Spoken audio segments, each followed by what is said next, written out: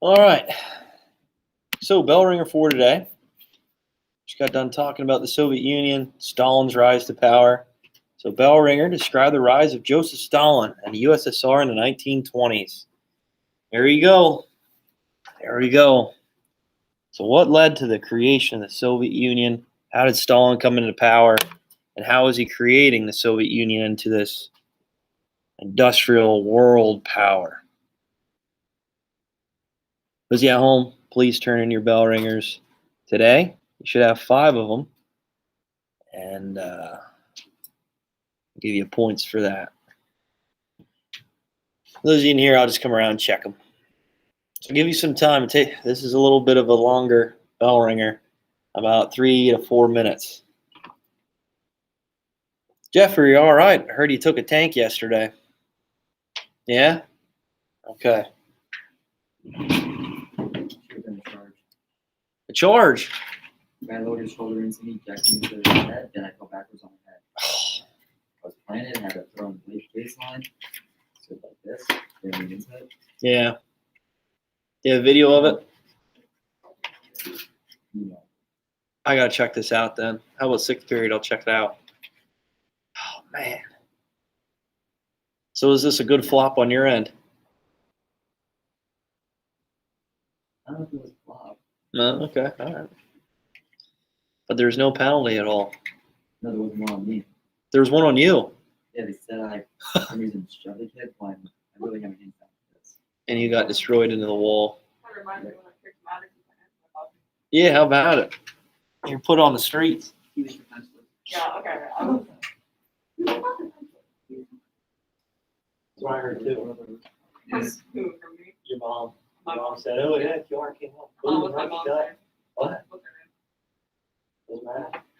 You just said, "I'm QR's mom." name? Oh. I'm the dictator at the bar house. Alright.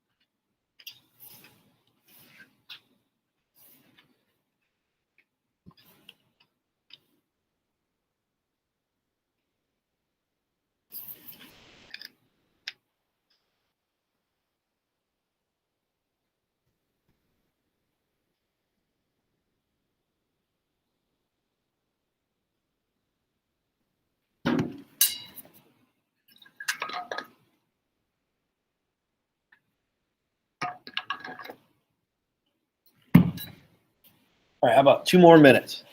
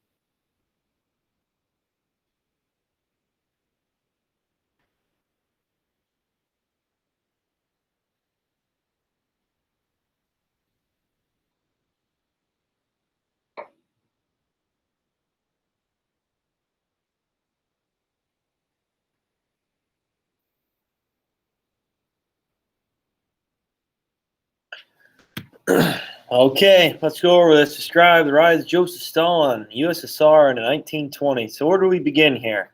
What was Russia looking like in the early 1900s? Griffin, go ahead. Yeah, they had a revolution, right?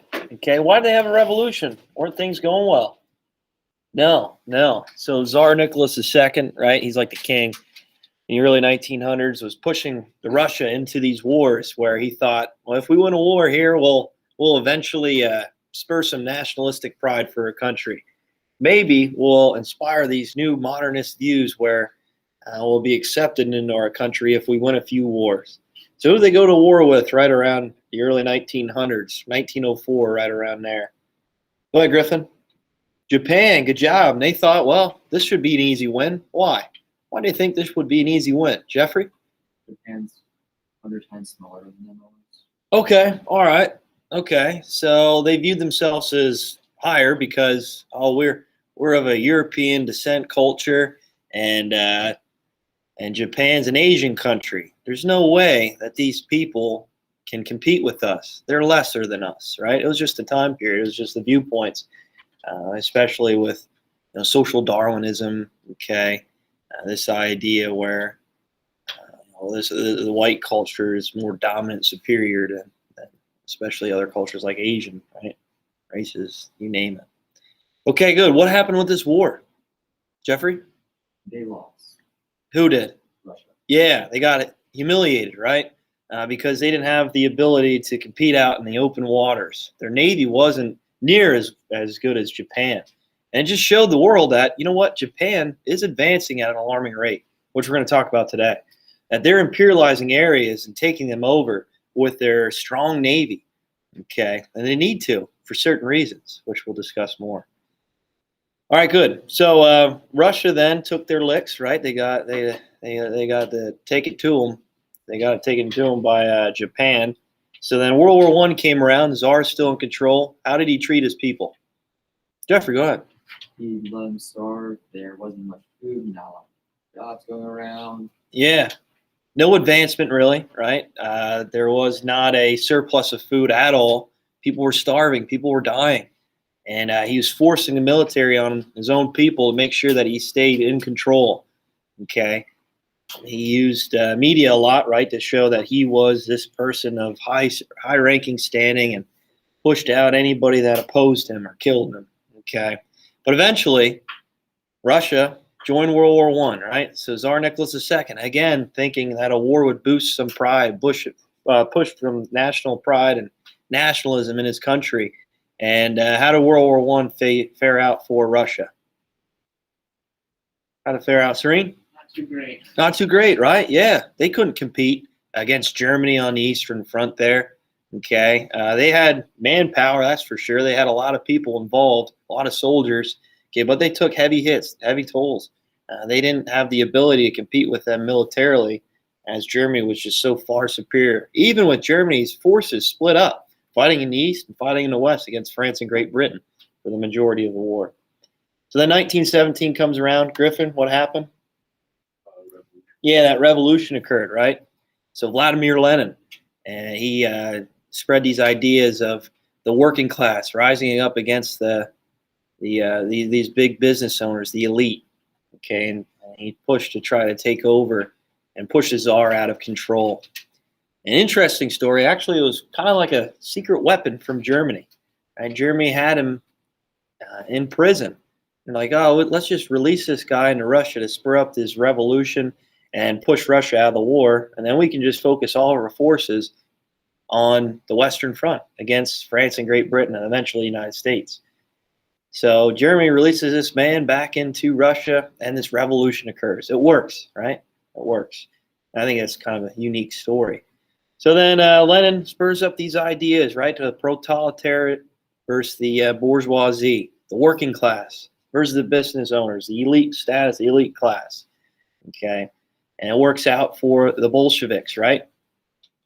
Curse word. No, just kidding. Bolshevik. Oh, stubbed my toe. Yeah, these Bolsheviks take over, and this communist state emerges and is created. So then Lenin dies somehow. No one knows really how it happened. No, I'm just kidding. Never know, though. Never know. So then Lenin dies, Trotsky and Stalin are and compete for power. Trotsky wanted to expand this communist, this socialist ideas across the world. And Stalin said, let's focus on ourselves. Everybody else is doing it, especially during this time right at the end of World War I, through this worldwide depression. The United States is focusing on themselves. Germany is doing the same thing. Italy, which we talked about, right, with Mussolini. Hitler eventually in the 30s would do the same thing. Okay, so Stalin exiles Trotsky. He is the man in charge. Okay, and what does he try to do to try to build Russia, the Soviet Union, right, into this strong power? What does he first do? What are these plans called? Kiara, you remember? What are the plans that he establishes?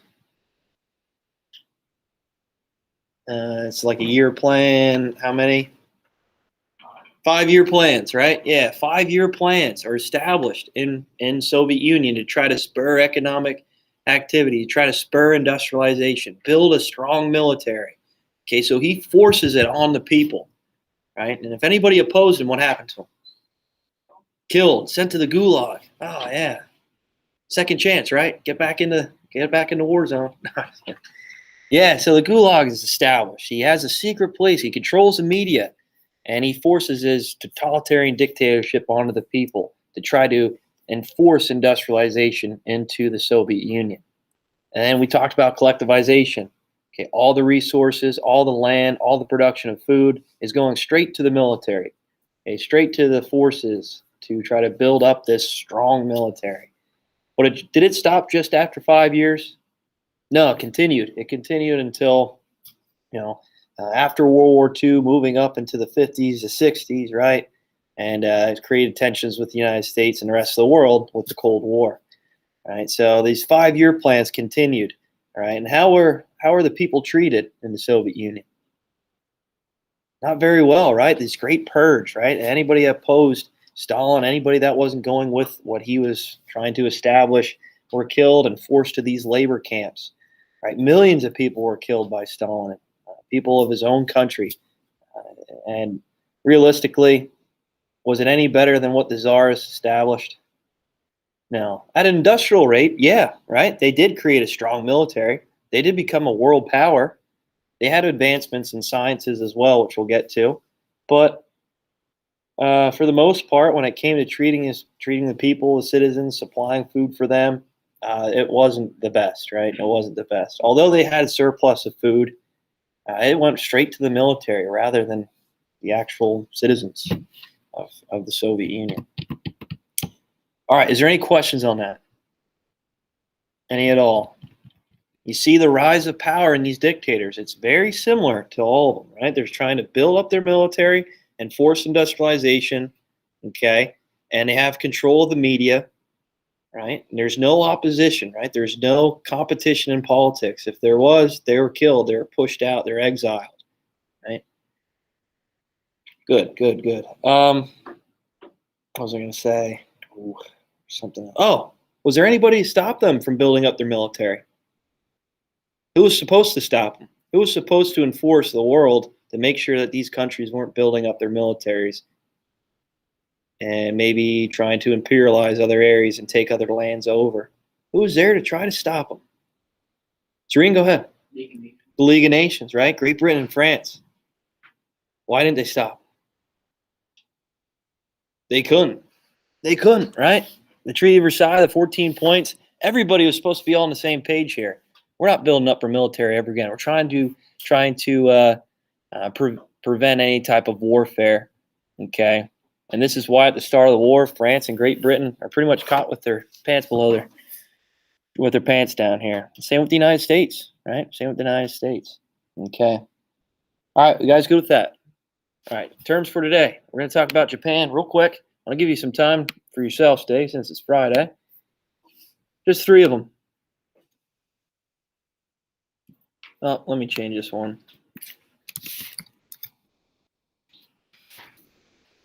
All right, we got to talk about the other power, which we'll get to today. Japan. So what's going on in Asia here? The Pacific. So everything's going on in Europe at this time, and Japan was building a strong power in the Pacific, in Asia, right around the same time. Actually, a little bit before. So Emperor Hirohito, Hideki Tojo, and Imperial Japan. Imperial Japan.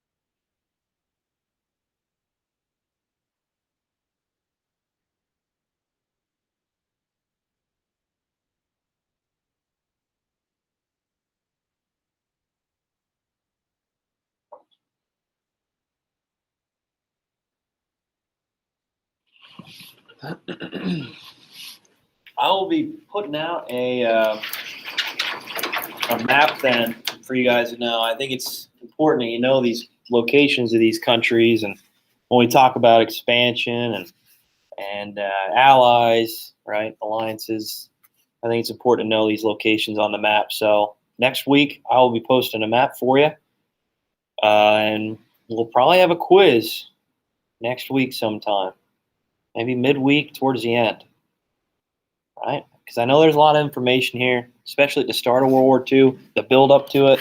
There's a lot. Okay, there's a lot.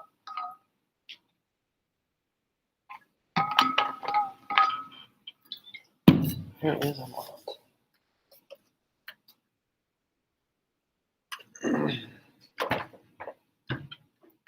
All right, Emperor Hirohito. What do we have? Kiara, what do you got?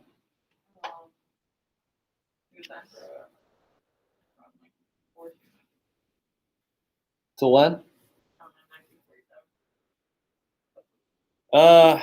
Technically, it was till like 1989. So he was in power for a long period of time. But yeah, like it was kind of watched over by the United States. Yeah, Emperor Hirohito, he was the emperor of this new modern form of Japan. Okay, his predecessor before him and the one before him actually were the reasons for Imperial Japan. Okay, which we're going to talk more about today. Hideki Tojo. Hideki Tojo. What do you got, Serene? Leading general and agitator of the Japanese army during World War II. Good job. Good job. So he's pretty much the second man in charge, but when it comes to expansion, when it comes to a lot of the atrocities that were done and terrible things that Japan was involved in with World War II, this was the guy that was really making all those decisions. And it's funny, well, it's not funny, but at the end with his crimes, there's a video of him getting slapped on the top of the head because they were going through a lot of the crimes he committed over his time. And they did these trials at the end of World War II. And this man behind him comes up and slaps him on the top of the head. How is that not funny? Well, that is I think it's kind of funny, but They weren't honest. it was a war crimes. A lot of the things he did were terrible. But in the video, like of the court hearing, I guess you could say, Show that. this guy just comes and slaps him on the head. And he's just like, wow, what the heck? What the heck? It's like, you deserve that, man. Come on. They're just like, fucking- They let him go too. Head slap. Imperial Japan, what do we have?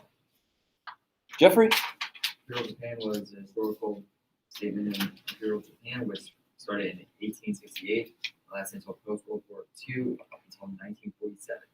All right, good. Good job. So starting around the late 1800s, right around the Civil War of the United States, okay, they're expanding. They're trying to grow and becoming an industrial power. And this pretty much ends at the end of World War II, right? We know that this ends at World War II.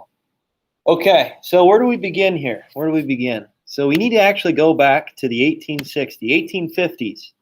Okay, 1850s, 1860s with Japan. With Japan. Okay. All right, so 1850s, 1860s. What was going on? What happened? What happened? So what was Japan doing since really the 1400s? Jeffrey? They're being isolated from the rest of the world. All right, yeah, good job. They're isolated from the rest of the world. Here's Japan, guys, right over here. It's this larger island right off the coast where China is, the Korean Peninsula. All right, so they stay isolated since the 1400s, the age of exploration. Why'd they do that? Well, how could they do that too? Jeffrey? They're an island out in the middle of nowhere. All right, yeah, they're an island, right? They're an island, so they can cut off any type of expansion, maybe to there. Maybe someone's trying to take them over. It's hard to do because they're an island, right? They can set up defenses to make sure that they can prevent any type of power coming in. But why do you think they would want to shut off from the rest of the world, especially at the 1400s, age of exploration? A lot of these countries in Asia were receiving trade with these European countries, right? They're getting over to these Asian markets to try to trade and set up maybe type of an economy, a modernization in these areas. But why did they shut themselves off? Why did they shut themselves and isolate themselves from the rest of the world, especially these European countries? What do you think? Forney, what do you think? Maybe because they wanted to be isolated from not being involved in conflict. Okay, all right, good job. So, especially in China, parts modern day Vietnam, okay, Korea, okay, these European countries were coming to these areas and establishing new markets. Okay, they're expanding their culture into these areas, their religion, right? And sooner or later, it almost turned to a point where a lot of these people in China and modern day Vietnam, moving up in the Korean Peninsula, they were forced as slaves in their own country by these European powers to extract resources, to mine for different resources and raw materials, and to send back, right, to the European markets. So Japan saw this, they witnessed it, they experienced it in short terms in a little bit of a way, and they didn't want that to happen, right? They saw the things that were going on and the terrible acts that were done to these other Asian countries, these other Asian areas by the European powers, and they didn't want that same conclusion to happen. A lot of it because Japan had a very strong culture, right? They had a very strong culture, and it was really disciplined. Okay, they didn't want to try to accept new religions, new cultures to their country. And it came to a point where they totally shut themselves off for 400 years, up until the mid-1800s. Okay, so that's kind of where we want to start, where we want to begin, right? But what happened in the mid-1800s? Right around 1850, right before the Civil War in America. Who came over and said, hey, you're going to open up trade with us? Jeffrey? You did. We did. The United States. Yeah, good job. So you remember the guy? You remember the guy's name who opened up trade? What was his name? He's on Friends. He's Chandler on Friends. You remember? No? Matthew Perry. Commodore Matthew Perry. It's not actually the guy on Friends, but he shares the same name, which is kind of funny. Oh, his name's Chandler? No. His name's Matthew Perry. Okay, Commodore Matthew Perry. His goal, remember, time of 1800s, moving up to the 1900s, the United States was imperializing areas all throughout the Pacific, right around in here, okay, in the Western Hemisphere, Central America, South America, moving out in the Pacific. So the United States is trying to expand, trying to imperialize these areas for new raw materials, resources, and expansion, setting up and establishing military bases, trying to grow as a world power. Okay, because all these European countries were doing the same thing in Africa and in Asia. So the U.S. wanted to try to become that power as well. So Matthew Perry, the United States, comes over to Japan. And what does he use to try? What does he use to open up trade with Japan? You guys remember? It's a form of diplomacy. You got it, Kiara. What is it? All right, a form of big stick diplomacy. But what was it called? How did he get to Japan? He didn't fly there, but what did he? Oh, with the boats when they came over and scared him. Gunboat diplomacy. Yep, gunboat diplomacy. So write that down. That's important. So Matthew Perry comes in with gunboat diplomacy and opens up trade with Japan. Okay. And Japan saw these huge naval ships, saw the advancements that the United States had compared to what they had, these wooden ships. And now all of a sudden they're made with iron and metal and have these huge artillery cannons on it.